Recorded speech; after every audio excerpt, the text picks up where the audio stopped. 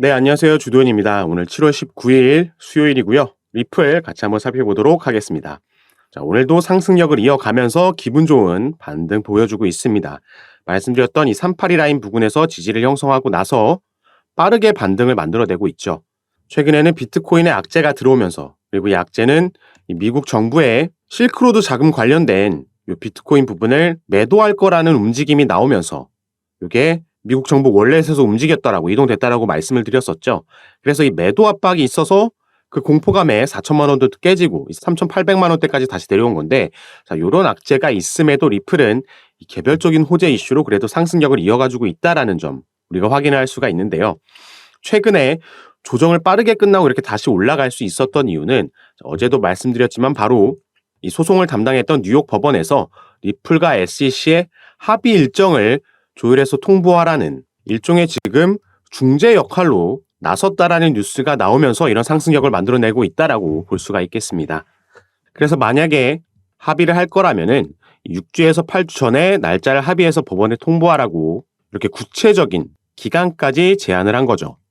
그래서 이런 뉴스가 나온 이후에 과연 SEC가 항소를 할 것인가 아니면 합의를 할 것인가, 여기에 대한 갑론을박이 또 계속해서 나오고 있습니다.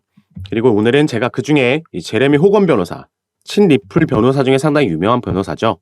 이 사람이 본인의 트윗에 기재한 내용이 꽤 논리적이라고 판단이 됐기 때문에 오늘 여러분들과 공유해 드리려고 가지고 왔습니다. 그리고 핵심적인 부분만 간략하게 제가 말씀드릴 건데요. 자, 첫 번째로 대부분의 항소는 이 소송이 완전히 끝난 다음에 completely finish 된 다음에 이루어진다라는 건데, 자, 리플의 케이스, 리플의 소송은 아직 완벽하게 끝나지 않았죠. 최근에 우리가 받은 건 약식 판결의 판결문입니다. 그래서 일단 통상적으로 이 항소는 최종 판결이 나오고 나서 60일 안에 제기를 해야 되는 건데요. 우리 리플 케이스와 같은 최종 판결이 아닌 판사의 명령이 내려진 건에서는 여기 나오는 interlocutory appeal, 중간 항소만 가능하고, 이 중간 항소는 60일이 아닌 10일 안에 제기를 해야 된다라고 합니다. 하지만 이 역시 법원에서 기각하는 경우가 일반적이고, 법원이 만약에 이 항소를 받아들인다고 하더라도 추가적인 증거 채택은 없다라고 말을 했습니다. 자, 이게 우리나라의 경우에는요, 1심과 2심 재판이 이 사실관계를 따지는 사실심이고, 3심, 이 대법원 재판이 법률 적용을 따지는 법률심입니다. 자, 그런데 미국은 조금 다른데요.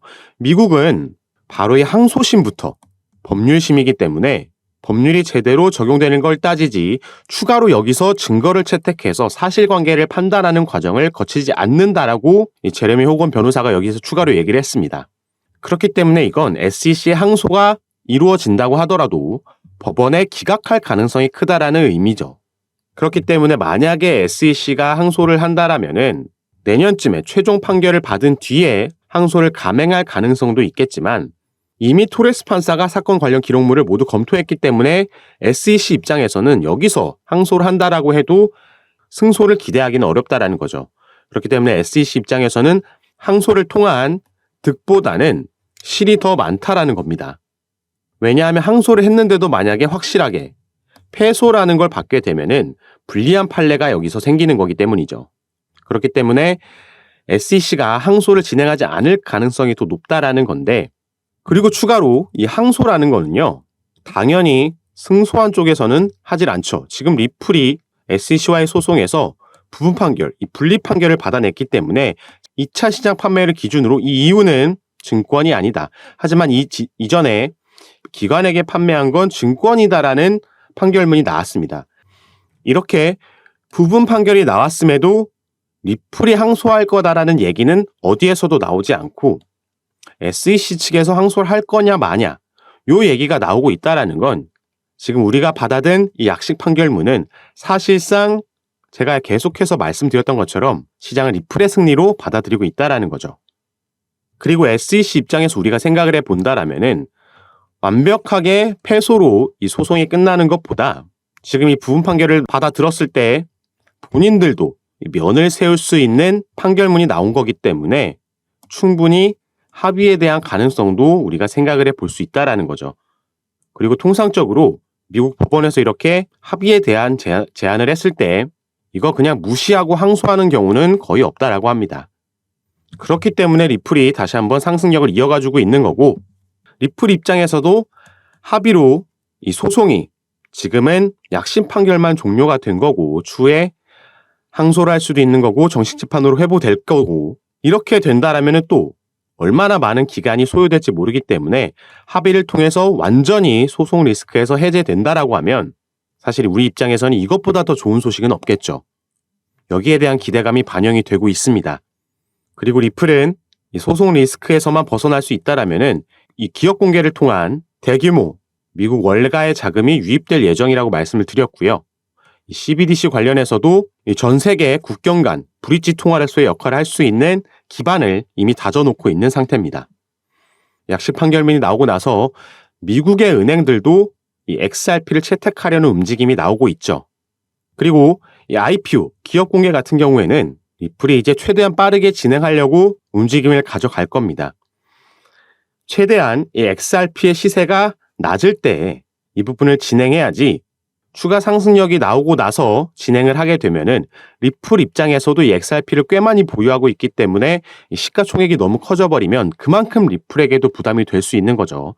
그래서 최대한 낮은 구간에서 이 IPO를 진행하게 될 거고, 우리도 본격적인 상승이 나오기 전에 최대한 이 물량을 확보하고 평균 단가를 낮춰놓는 작업을 진행을 해야겠습니다. 그래서 미국의 여러 분석가들 사이에서는 8월 달 안에 충분히 리플이 단기적으로 1.3불 돌파 가능성을 얘기하고 있고, 그 이후 목표점은 3.9불 정도를 내놓고 있죠. 그렇기 때문에 우리가 리플에 대해서 더 이상 지겨웠던 소송이 거의 끝마무리에 와 있는 만큼 걱정할 필요는 없지만 수익률을 추후에 늘리기 위해서 이런 부분을 대비해야겠고, 이런 부분은 제가 전부 카톡방에서 무료로 도와드리고 있습니다. 그러니까 여러분들은 이런 부분 걱정하지 마시고 위에 제 전화번호